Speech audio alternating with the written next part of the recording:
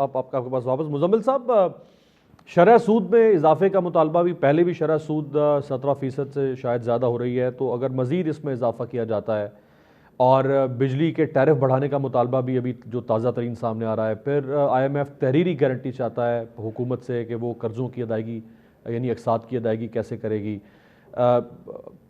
یہ مشکل نہیں ہوا جا رہا ہے اس حکومت کے لیے کہ وہ کیسے آئی ایم ایف کو خوش کرے، کیسے مطمئن کرے؟ تو جب ہاتھ بھی کٹ گئے، جواب مل گیا ہر جگہ سے، اور سعودی عرب سے بھی، یو اے ای سے بھی،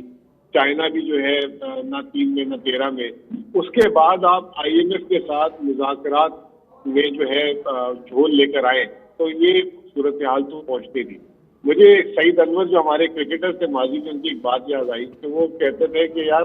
میں اپنے جونیئرز کو ایک بات سمجھاتا ہوں کہ یا تو آپ اگریسو کھیل لو یا خود پہ کھیل لو، یہ بیچ والا شاٹ جو ہے نا وہ آپ ایج لگے گی اور آپ کیچ آؤٹ ہو جاؤ پیچھے وکٹ کیپر کے پاس۔ اگر آپ نے شاٹ کھیلنا نا تو فرنٹ فٹ پہ آگے کھیلو، اور اگر آپ نے ڈیفینسو کھیلنا ہے نا تو پھر ڈیفینسو کھیلیے۔ ایسے نہیں ہو سکتا کہ دونوں سائڈ سے آپ کھیل جاؤ، آپ آؤٹ ہو جاؤ گے۔ تو یہی ہماری جو اس وقت وزارت خزانہ جو ہے نہ وہ اگریسو ہو پا رہی ہے نہ وہ ڈیفینسو ہو پا رہی تھی۔ آئی ایم ایف کہہ رہا تھا اگریسو ہو کر آپ،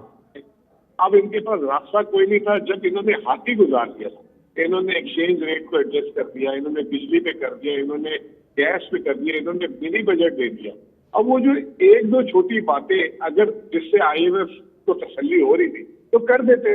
یہ کیوں نہیں کیا؟ یہ اب سوال ہے، یہ ایک بہت بڑا سوال ہے۔ ایک ایسا تو نہیں ہے کہ ان کو پتہ ہے کہ بھائی ہمارے تو 1-2 ماہ رہ گئے یہ پنجاب میں اور ادھر الیکشن ہونے کے، یہ نہ ہو تو وفاقی حکومت بھی ٹوٹ جائے، تو ہم بھی کچھ ایسی لینڈ مائنز بچھا دیں کہ جو ہے دوسرے بھی آ کے نہ کر سکیں اور پھر ہم اچھے لگنے لگتے ہیں۔ تو مجھے تھوڑی سی یہ نااہلی، جیسے شکر بھائی نے بات کی، نااہلی کے ساتھ تھوڑی سی جیسے کہ شرارت اور اس میں جو ہے کوئی پالیٹکس بھی نظر آتی ہے۔